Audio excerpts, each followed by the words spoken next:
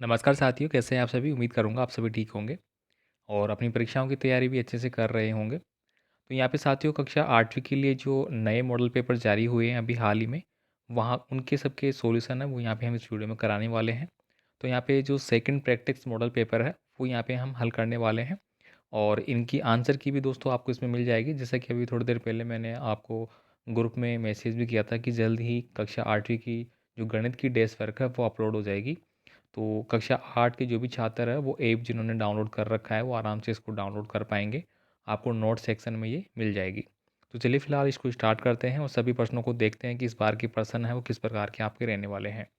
तो आपको प्रैक्टिस है वो ज़्यादा से ज़्यादा करनी है मैथ में। औरों में तो फिर भी आप रट लेंगे, याद कर लेंगे, लेकिन गणित में रटने की कोई सवाल नहीं होते भाई। ठीक है, तो इनको आपको समझना पड़ेगा। पहला क्वेश्चन है, आपको 1/4 प्लस 1/2 का मान पूछा गया है। इस प्रकार के प्रश्न में हमें क्या करना है कि सबसे पहले इसका लेसा ले लेना है, यानी कि लघुत्तम ले लेना है। तो लघुत्तम आ गया 4। अब देखिए यहाँ पे 4 को मैं 4 में भाग देता हूँ तो एक बार जाएगा, तो ऊपर मेरा 1 आ गया। अब 2 का भाग 4 में दूंगा तो 2 बार जाएगा और ऊपर भी 2 है, यानी 2 दूनी 4 और 1 2। तो ये कुल मिला के कितना बन गया? 3/4। तो 3/4 जो है वो मेरा सही आंसर हो जाएगा। तो ऑप्शन नंबर बी है वो बिल्कुल करेक्ट आंसर है। आगे देखिए, 6 की पावर 3 का मान क्या होगा? मतलब 6 का जो क्यूब है वो आपसे पूछा गया है। अब 6 का क्यूब है मतलब 6 को 3 बार गुणा करना है, सीधी सीधी बात है। 6 36 और फिर दोबारा 6 से करेंगे। 6 का 6 हासिल की, लगाए 3, 6 18 और 2 3 21। तो यहाँ पे 216 आ गए। तो 216 ऑप्शन नंबर सी में है, तो ये मेरा सही आंसर हो गया। अगला है, यहाँ पे बोला गया है कि पी मूलधन है, आर ब्याज की दर है तथा एन समय होने पर चक्रवृद्धि ब्याज का सूत्र है वो ज्ञात करना है यदि ब्याज वार्षिक संयोजित हो। तो आपको पहले भी बताया था कि चक्रवृद्धि ब्याज का जो सूत्र है वो क्या होता है? पी इंटू ब्रेकिट 1+r/100 की पावर n। ये जहाँ पे लगा हुआ है वो आपका सही आंसर है। तो देखिए ये लगा गया है हमारा ऑप्शन नंबर सी में। यहाँ पे भी आप कन्फ्यूजन हो सकते हैं। देखिए सेम है लेकिन यहाँ पे प्लस लगा हुआ है भाई, तो प्लस नहीं होगा, गुणा होगा। तो गुणा आपको ध्यान रखना है, ठीक है। आगे देखिए यहाँ पे, यदि 2 व्यक्ति किसी कार्य को 4 दिन में पूरा करते हैं तो उसी काम को एक व्यक्ति करेगा। तो इसको हम कैसे करेंगे? 2 व्यक्ति है, किसी कार्य को 4 दिन में करते हैं, कार्य है नीचे, बराबर एक व्यक्ति उसी कार्य को कितने दिन में करेगा? कार्य सेम है, ठीक है। अब इसको हम काट लेंगे या फिर क्रॉस गुणा कर लेंगे। तो अगर मैं यहाँ पे काटूँ, इसको क्रॉस गुणा करूँ, तो देखिए एक तो एक से कट गया मेरा, ठीक है। अब एक को मैं यहाँ पे भाग दूंगा तो बात तो वही आ जाएगी। तो एक्स इधर आ जाएगा और 4 दूनी 8, यानी कि 8 दिन में वो सब पूरा करेगा। तो 8 यहाँ पे ऑप्शन नंबर बी में है, तो बी मेरा सही आंसर होगा।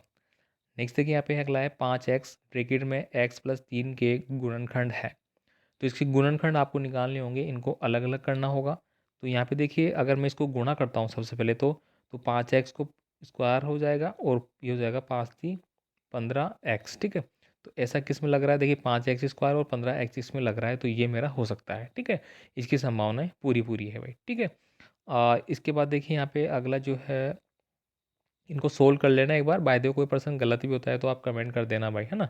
अब देखिए यहाँ पे अगला है, एन भुजा वाले समबाहुभुज के सभी बाह्य कोणों का योग होता है। तो ये कई बार आपको बता रखा है कि ये 360 डिग्री ही होता है भाई, रट लेना और कहीं ज़्यादा मत चले जाना। 360 डिग्री ही होता है। 360 डिग्री के हिसाब से ही हम क्या करते हैं, कोण की वैल्यू है या भुजाओं की संख्या है वो ज्ञात करते हैं। ऐसा प्रश्न आगे आएगा, हम देखेंगे अभी।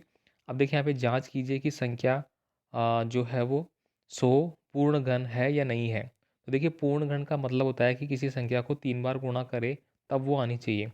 अगर मैं 10 को लेता हूँ तो 10 10 तो 100 हो जाता है, लेकिन फिर से 10 से गुणा करूँगा तो 1000 चला जाएगा।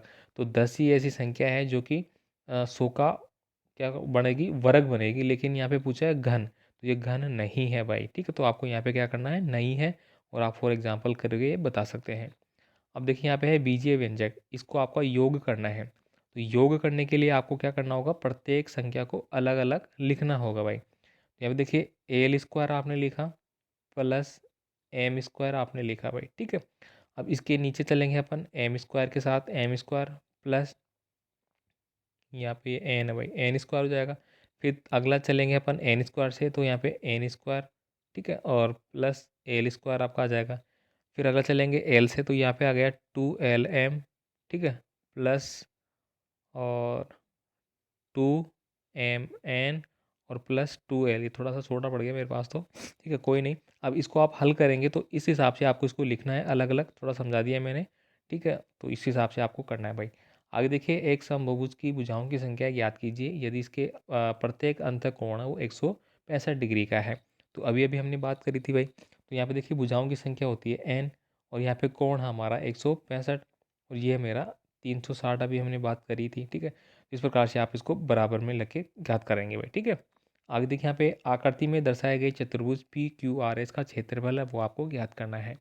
तो ये आपके जो है एक प्रकार से एक चतुर्भुज बन गया। तो अब यहाँ पे इसका क्षेत्रफल ज्ञात करना है, तो क्षेत्रफल का फॉर्मूला आपको अप्लाई करना होगा। देखिए थोड़ा थोड़ा मैं आपको एक्सप्लेन कर रहा हूँ, ज़्यादा नहीं कर रहा हूँ, ताकि आप भी थोड़ी इनकी एक्सरसाइज करें। बाकी ये PDF फाइल आप ऐप से जाइए डाउनलोड कर लेना भाई, पूरे पर्सन आपको सॉल्यूशन के साथ मिल जाएंगे, ठीक है। अब देखिए यहाँ पे 11 नंबर का क्वेश्चन है, अच्छी प्रकार से फेंटी हुई 52 ताशों की एक गड्डी में एक इक्का प्राप्त होने की प्रायिकता ज्ञात कीजिए। तो एक इक्का प्राप्त होने की ज्ञात कर रहे हैं, इक्के के टोटल होते हैं 4, और टोटल मेरा है 52। तो इसको अगर मैं काटूंगा तो कितना हो जाएगा मेरा, 4 से मैं काटूँ तो 4 एकम 4, और यहाँ से काटा मैंने 4 एकम 4 और 4 थी 12, तो 1/13 मेरी क्या आ जाएगी, इसकी प्रायिकता आ जाएगी। आगे देखिए, यहाँ पे लघुतात्मक प्रश्न आपके आते हैं। यहाँ पे पूछा जा रहा है कि 3 × x + y, 3xy का रूप होता है। तो देखिए भाई, ये कह रहा है होता है, तो है या नहीं बताना है। यहाँ पे देखिए 3x और y, और यहाँ पे आपको टेस्ट लगा के कह रहा है 3xy का है वो ये रूप होता है, मतलब बात सही है, तो यहाँ पे आप इसको लिखेंगे जो भी है।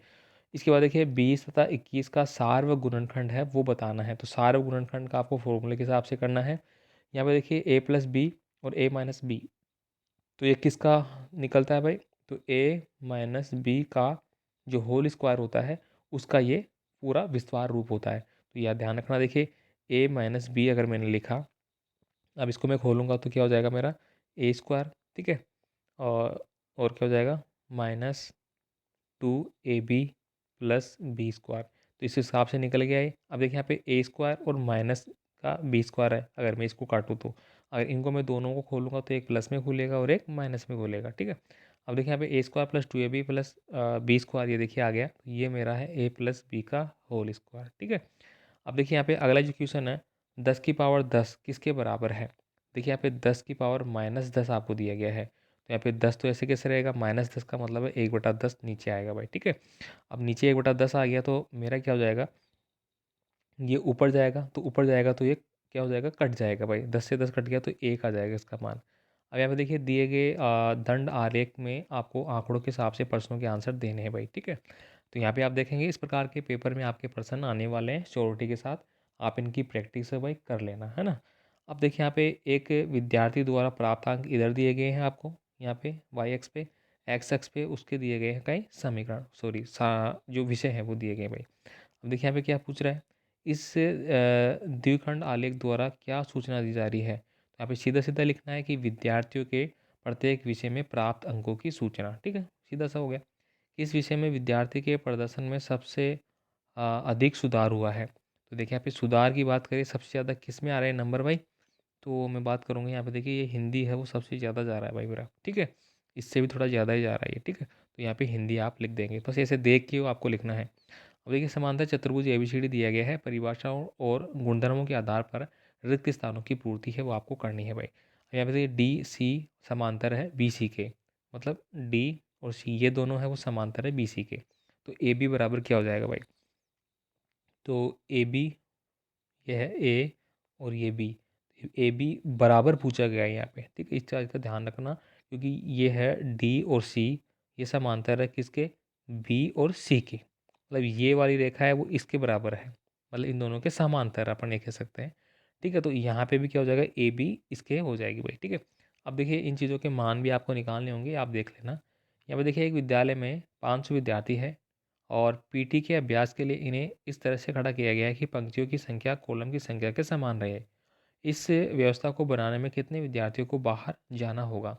देखिए यहाँ पे बोला गया बाहर जाना होगा, अगर ऐड करने की बात करते तो हम इसको ऐड करके कर सकते थे, लेकिन इसको कम करना है, मतलब कुल मिला के ये कम करेंगे इसमें से कोई संख्या तो वो एक वर्ग संख्या बनेगी।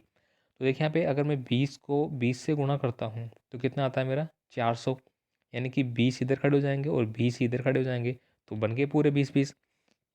तो मेरे को क्या करना पड़ेगा इसमें, 100 छात्र कम करने पड़ेंगे। या फिर आप दूसरी संख्या ऐसी देखिए जो कि भाई मैं कम करूँ लेकिन वो वर्ग बननी चाहिए। अगर मैं देखिए यहाँ पे 20 का तो हो गया 400, अगर 21 का करूँगा मैं, 21 गुणा 21, तो एक का एक और ये दो का दो, ठीक है, यहाँ पे दो का दो और दो दूनी चार, तो कितना आ गया, चार, चार और चार, 441 आ गया। अब देखिए 21 का 441 आ रहा है, तो भाई 22 का देखिए भाई, फिर मैंने 22 का देखा यहाँ पे, ठीक है, दो दूनी चार और दो दूनी चार, गुणा किया यहाँ पे, दो दूनी चार और दो दूनी चार आ गया भाई, चार, चार चार आठ और ये चार, तो 484 आएगा। मतलब कुल मिला के 22 की पंक्ति बनेगी। तो 500 में से अगर मैं 400 और 82 निकाल देता हूँ, ठीक है, तो 82 निकाला मैंने, तो आप वैसे भी देख सकते हैं ये मेरे कितने बन जाएंगे, 82 से निकालूंगा तो 8, अगर मैंने जोड़ा तो 90 और 10 वो मतलब 18 छात्र मुझे कम करने पड़ेंगे। अब देखिए यहाँ पे अगला क्वेश्चन कौन सा है मेरा, सरल करना है आपको, धनात्मक घातांक के रूप में इसको व्यक्त करना है, तो आप आराम से इसको कर सकते हैं भाई। देखिए यहाँ पे 3 की पावर -4 है, तो -3 गुणा -3 गुणा -3 गुणा -3, क्योंकि ऊपर 4 लगा है मतलब उसको 4 बार गुणा करना है।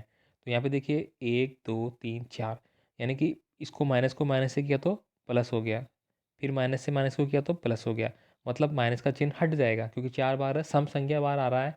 अगर माइनस का लगा हुआ है और सम बार उसको क्या कर रहे हैं, अपन गुणा कर रहे हैं, तो वो माइनस हट जाएगा। अब देखिए यहाँ पे 3 तिया 9, 9 ती 27, 27 ती 81, तो इधर तो आ गया मेरा 81 भाई, ठीक है। अब गुणा है इधर, तो इसको मैंने किया 5/3 गुणा 5/3 गुणा 5/3 गुणा 5/3, ठीक है, ये कर लिया भाई। अब देखिए यहाँ पे 3 4 बार थे, इधर भी 4 बार थे, मतलब ये भी 81 बढ़ेंगे, ये भी 81 बढ़ेंगे, कट गए। यहाँ पे क्या बचा, 50 25, 25 पंजे 125, तो 125 को 25 से गुणा करो भाई, 125 को सॉरी 5 से गुणा करेंगे, लास्ट में 5 था ना, 50 25 का 5 आ गया, हासिल की 2 लग गई, और 5 दूनी 10, 10 और 2 12 का 2, हासिल की 1 लग गई, 5 एकम 5 और एक 6, 625 मेरा आंसर आ गया इस क्वेश्चन का, है ना। अब यहाँ पे देखिए ऐसा क्वेश्चन अगला है, इसको भी आप करेंगे, क्या किन्हीं दो परिमेय संख्याओं का योग भी परिमेय संख्या होता है। तो बिल्कुल, जैसे परिमेय संख्या है मेरी 2, इसको मैंने 2 से गुणा किया, या 2 4 जोड़ा या 6 जोड़ा, ये सब क्या है, परिमेय संख्याएं, तो ये भी परिमेय संख्या ही बनेगी। परिमेय संख्याएं वे होती है जिनका निश्चित मान निकलता हो। अब देखिए यहाँ पे मैंने किया कि 3 + 2 बराबर 5 आ गया मेरा। अब 5 का अगर मैं निश्चित मान निकालूँ, रूट लगा दूँ, मान लो इसको 2 मिनट के लिए, तो क्या इसका निश्चित मान आएगा, पॉइंटों में आएगा ना। लेकिन यहाँ पे अगर मैं करता, 3 लगा दिया मैंने और यहाँ पे लगा दिया, क्या मैंने 2 लगाया, 3 लगाया, 3 और 3 6, 6 हो गया, 6 का मान भी नहीं आ रहा। अब यहाँ के मैंने लगाया कि 2 + 2 ये बराबर आ गया 4, तो 4 का रूट निकल रहा है ना, बिल्कुल। अगर यहाँ पे मैंने लगा 4 + 4 तो ये 8 हो गया, तो 8 का रूट निकालूंगा मैं, तो ये सम संख्या आएगी, कुल मिला के ये टुकड़ों में नहीं आएगा, पॉइंटों में नहीं आएगा। अब देखिए यहाँ पे अगला है भाई, एक टीवी जो दिया गया है 21,000 रुपये में खरीदा गया है और 1 वर्ष पश्चात टीवी के मूल्य में 5% अवमूल्यन हो गया है, मतलब उसको कम हो गया है। वस्तु के उपयोग और उम्र के कारण उसके मूल्य में कमी हुई है। 1 वर्ष पश्चात टीवी का मूल्य ज्ञात कीजिए। अब देखिए यहाँ पे आराम से कर पाएंगे आप, 21,000 रुपये का उसने खरीदा था, 1 साल बाद उसके 5% है वो कम हो गया भाई, तो 5/100 लगा दे, 1 2 1 2। अब देखिए यहाँ पे 5 को इससे गुणा करूँगा, जीरो तो जीरो ऐसे आ जाएगा, 5 एकम 5 आ जाएगा और 5 दूनी 10, मतलब 1,050 रुपये उसमें से कम हो गए, तो कम करके लिख देना भाई। अब देखिए यहाँ पे अगला है हल करना है, तो आराम से इसको आप हल कर पाएंगे। देखिए यहाँ पे x बराबर 65 आपको दिया गया है, बराबर में 41 - x।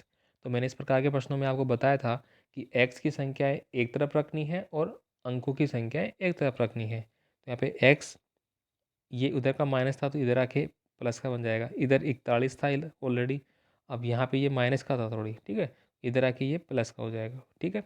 अब ये एक्स और एक्स कितने हो गए, 2x हो गए। इधर देखिए 5 और 1 6 और 6 और 4 10, 106 बन गया। अब 2 का भाग दे दूंगा इसमें से मैं, 2 पंजो 10 और 2 तिया 6, 53 इसका आंसर आ गया भाई, है ना। अब यहाँ पे देखिए एक छात्रावास में 100 विद्यार्थी है, उनके भोजन की सामग्री 20 दिन तक पर्याप्त है।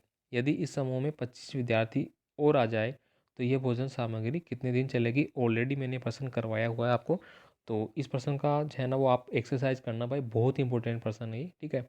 मैं भी समझा दूंगा लेकिन आप भूल जाएंगे, तो मैं चाहता हूँ कि आप इसको खुद से देख के कोशिश करें भाई। लेकिन फिर भी मैं थोड़ा सा आपको हिंट दे देता हूँ। देखिए यहाँ पे एक छात्रावास में 100 विद्यार्थी है, उनके भोजन की सामग्री 20 दिन तक पर्याप्त है। यानी कि 100 छात्र है, 20 दिन तक पर्याप्त है। ठीक है, अब 20 दिन तक पर्याप्त है ये। बराबर में यदि समूह में 25 विद्यार्थी आ जाए, यानी कि 25 विद्यार्थी और आ गए। अब अगर मैं इसको बात करूँ तो इसका टोटल कितना आ रहा है, देखिए 1 2 3, 1 2 और 3 जीरो और 2 एकम 2, मतलब ये 2000 बन रहा है। अगर इसमें 20 विद्यार्थी और आ जाते हैं, सॉरी 25, यानी कि 20 तो पहले ही थे और 25 इस समूह में विद्यार्थी और आ जाए, तो अब ये कितना बन गया भाई, 35 बन गया। 35 बन गया ना, तो यहाँ पे 2 जीरो तो ऑलरेडी थी और ये बन गया मेरा 3500। अब मतलब ये पहले तो 2000 ही था, अब 3500 पहुँच गया है। मतलब क्या हो गया भाई, अब कितने दिन चलेगी ये सामग्री, मतलब 15 दिन का इसमें अगर मैं जोड़ूँ 20 और 35, तो 15 दिन का फ़र्क आ रहा नहीं आ रहा, तो बस इस हिसाब से समझ लेना भाई। ठीक है, अब ये बाकी पर्सन है वो आप खुद कर लेना भाई लोगों। ठीक है, क्योंकि मेरी तबीयत थोड़ी डाउन है और फिर भी मैं देखिए वीडियो बनाने की कोशिश कर रहा हूँ। 2 दिन से बहुत ज़्यादा डाउन है, आपने देखा होगा मैं वीडियो भी नहीं बना रहा। मैंने एक या दो वीडियो बनाए आपके लिए, तो इसके लिए थोड़ा सॉरी भाई लोगों। बहुत सारे विद्यार्थी कह रहे हैं सर हमें ये बताइए वो बताइए, और बहुत सारे विद्यार्थियों का मैं फ़ोन भी अटेंड नहीं कर रहा हूँ इस चक्कर से। ये सारे देखिए गुणनखंड है, गुणनखंड का ऑलरेडी मैंने अलग से आपको एक वीडियो बना के बताया था कि गुणनखंड हम कैसे हल करते हैं, और जिसमें ये शामिल भी थे। तो इनको आप कर लेना भाई लोगों, बहुत इंपॉर्टेंट है। इसीलिए मैं थोड़ा स्किप कर रहा हूँ, क्योंकि तबीयत की वजह से पूरा नहीं बता पा रहा आपको। अब देखिए यहाँ पे ये जो चीज़ें हैं, ये पाइप चार्ट वाले हैं, वो आपको देख लेना। ऐसे आपको 3rd नंबर का मिल जाएगा, 4th नंबर का मिल जाएगा, बाकी आप खुद से कर लेना भाई। और आंसर भी इनके मिल जाते हैं। देखिए अगर मैं आंसर की बात करूँ यहाँ पे, तो आगे के पेजों में जाओगे आप यहाँ पे, तो इनके आंसर यहाँ पे मिल जाते हैं आपको। मैं एक बार बुला देता हूँ।